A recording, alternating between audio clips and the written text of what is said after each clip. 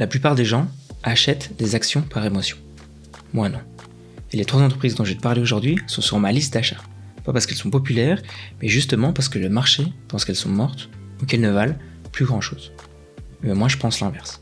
Et comme je le répète souvent, quand tu achètes une action, tu achètes une histoire. Et là pour moi, l'histoire qu'on raconte ne colle pas du tout avec la vraie valeur de ces boîtes. Et dans cette vidéo, je vais te montrer pourquoi et à quel prix je suis prêt à les acheter. La première entreprise, c'est ni plus ni moins que Adobe. Adobe, j'en ai déjà parlé, mais là, récemment, en tout cas, on peut voir que le cours de l'action, en tout cas, est vraiment en chute. Moins 43%, et depuis son dernier ATH, on est à presque moins 50%. Et malgré en fait ce que la plupart des entreprises ont réussi à faire, que depuis avril, la plupart des entreprises ont fait plus 40, plus 50%, Adobe, lui, n'est qu'à plus 12%. Alors pourquoi ? Parce qu'il n'y a pas vraiment eu de scandale, les revenus, il n'y a eu aucune surprise, on peut voir que tout est en vert, et on peut même analyser tout ça dans les déclarations annuelles. On sait qu'en 2018, on est passé de presque 9 milliards à 21 milliards, donc c'est en hausse, positif. Le revenu net, on est passé de 2,59 milliards à 5,56, en hausse, positif.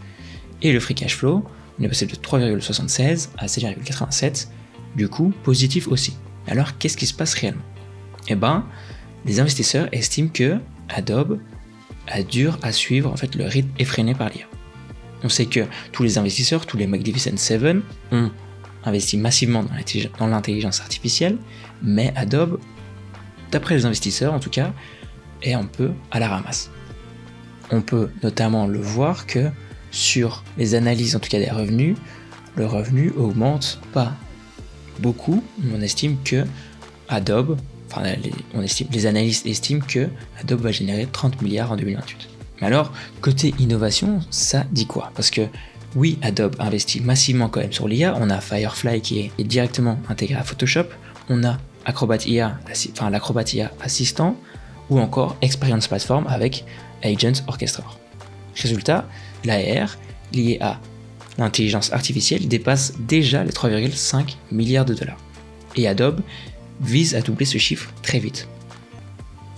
Donc tout ça, c'est hyper positif, mais concrètement, pourquoi l'action a du dur, en tout cas à remonter la pente ? Parce que si on regarde d'avril, si on prend juste le S&P 500, depuis avril, le S&P 500 a fait plus 32%. Et pourtant, Adobe, lui, n'est qu'à plus 11%.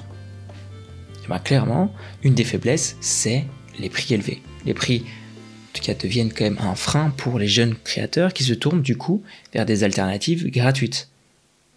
On peut voir notamment la montée de Canva, Runway, Midjourney ou même des IA open source qui menacent directement la part des marchés d'Adobe, en tout cas chez les nouveaux entrants.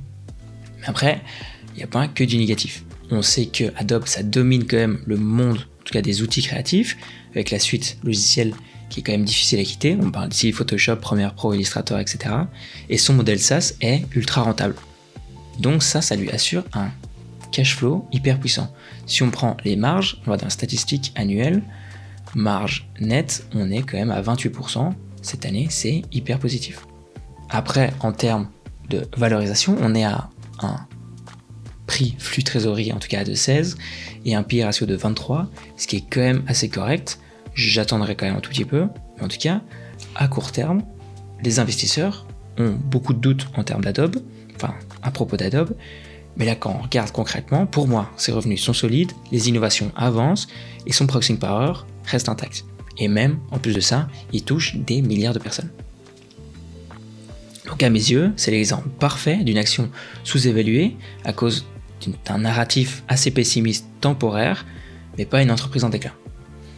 Alors, pour moi, en tout cas, dans ces eaux-là, plus vers 300, en dessous de 300, du coup c'est beaucoup plus bas, en dessous de 300, dans ces eaux-là, l'action pourrait quand même intéresser. Donc maintenant, on va passer à une action un tout petit peu plus controversée. Mais avant de passer à la deuxième, 80% des gens qui regardent la vidéo sont pas abonnés. Donc si t'aimes ce genre de contenu, n'hésite pas, ça soutient à fond la chaîne. Et la deuxième action, c'est Alibaba. Alibaba Group Holdings. Alors on peut voir que depuis son dernier ATH, on est quand même à, hop, je vais prendre ça, on est quand même à moins 60%, que ces 2-3 dernières années, on est quand même assez flat, on bouge pas trop, on reste dans les environs de 120 à 60, 80.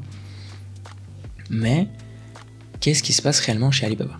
Parce que là, on a clairement des earnings, en tout cas rouges, donc ça veut dire qu'il y a eu une surprise. Et le plus récent, c'était une surprise de 0,28% sur les bénéfices et une surprise de 1,33% sur les revenus. Mais quand on regarde d'un peu plus près, on peut voir dans les déclarations, compte résultat, on peut voir que le revenu total, il est passé de 56 milliards à 138 milliards, et en revenu net, on est passé de 13 milliards à 17 milliards. La hausse est pas aussi forte, mais on sait que Alibaba investit massivement dans son cloud et dans l'intelligence artificielle qui peut, dans les années à venir, rapporter énormément.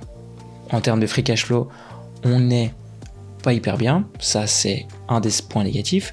On est passé de 15 milliards à 10 milliards, mais quand on regarde, ça montait. 2021, une grosse chute, parce que chiffre d'affaires aussi en chute. Et ensuite après, récemment, là je pense que c'est surtout lié en tout cas à des investissements massifs dans l'intelligence artificielle. Parce que si on regarde comment le revenu est groupé, on peut voir que le Cloud Intelligence Group prend quand même de plus en plus d'ampleur. Et si on le compare juste à Microsoft, qui est un des leaders, on est à pour Intelligence Cloud, on est à 98 milliards. Et on peut prendre le vrai leader, Amazon. Attends, mais en fait, je prends le mauvais, en fait, c'est pour ça. Amazon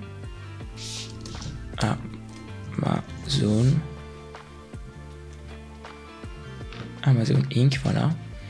On peut voir que AWS, c'est 107 milliards de dollars. C'est énorme. Si Alibaba arrive dans ces eaux-là, ce sera un point, en tout cas, hyper important.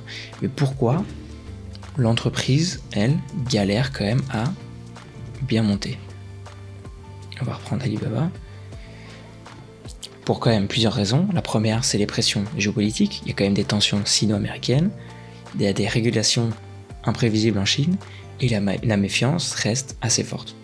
Et ensuite, clairement, la plupart des gens estiment que l'entreprise est morte à cause du gros déclin qu'on a vu de 321 à 60, qui est quand même un déclin de 81%. Donc là, les investisseurs ont assez peur, surtout à cause des pressions géopolitiques et à cause du marché, en tout cas de la Chine, qui fait quand même assez peur.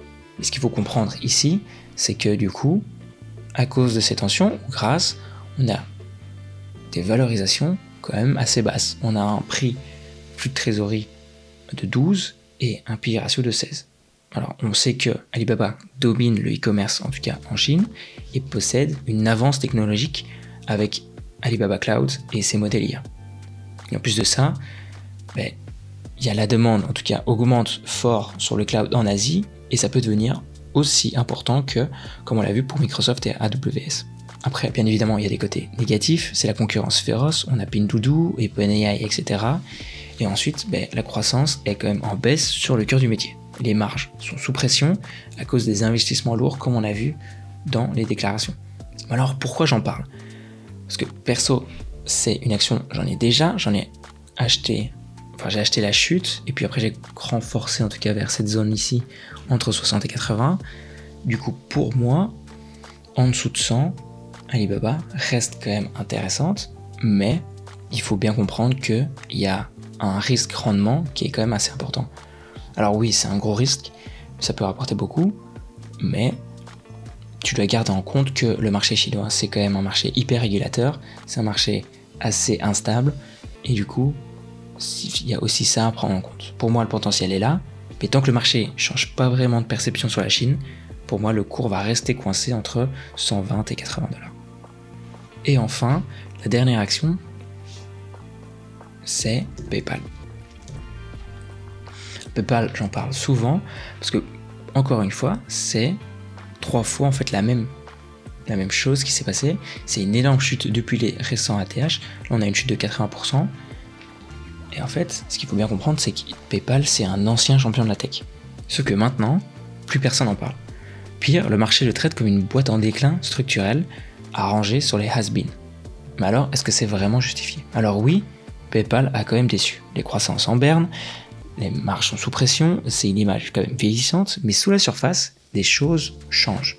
On a récemment changé de CEO, on peut voir sur TradingView, on est passé à Alex Chriss, James Alexander Chriss, et lui, vraiment veut une vraie transformation sur PayPal. Il veut une simplification de l'offre, il veut une réduction des coûts, il veut une concentration sur les produits phares comme Checkout et Venmo, et la nouvelle PayPal Complete Payment. La priorité, reconquérir les marchands, améliorer la conversion et monétiser l'énorme base d'utilisateurs. Parce que si on prend ça en compte, PayPal, c'est quand même plus de 400 millions de comptes actifs et une présence forte sur le paiement en ligne aux États-Unis et en Europe. Mais bon, plus précisément aux États-Unis. Alors, en tant qu'opportunité, on peut voir quand même une relance des ventes, une relance des volumes avec l'e-commerce. Et ça, c'est toujours hyper intéressant. Si on prend vite fait les comptes de résultats, etc., on est passé de 15 milliards à 38 milliards. Du coup, on a doublé en l'espace de 6 ans, ce qui est positif. Revenu net, on est passé de 2 milliards à 4 milliards, on a aussi doublé. C'est hyper important. Et en termes de free cash flow, on est passé de 4,66 milliards à 6,77 milliards, c'est hyper positif. Après, bien évidemment, le seul point assez négatif, ça va être encore une fois la concurrence, c'est souvent la même chose, et la pression sur les marges, on peut voir qu'il y avait une grosse pression ces dernières années, marge nette, hop, j'ai pris la marge, on était à 8, on est passé à 14, 13, et cette année on est à 16, du coup il y a quand même une grosse amélioration, mais il y a encore beaucoup de chemin à faire. Donc pour moi, en tout cas, l'action là, en dessous de 70, peut quand même devenir intéressante à garder dans sa watchlist, mais au-dessus, pour moi, ça reste quand même un play assez risqué. Donc voilà, 3 actions sous-estimées dans un marché quand même ultra instable, où beaucoup réagissent par peur. Mais rappelle-toi, mon but ici, c'est pas de te donner un poisson, c'est d'apprendre à penser comme un investisseur intelligent. À analyser, à essayer de remettre en question, à peser le pour et le contre, à chercher la vraie valeur derrière le bruit. Et si ce genre d'analyse t'intéresse, je fais mes décryptages complets sur mon site Macroscope ici, avec des entreprises, j'ai fait Nvidia, Tesla, Apple et Google. Donc n'hésite pas à aller checker, le lien est dans la description. Et YouTube pense que cette vidéo pourrait aussi te plaire. À très bientôt, ciao.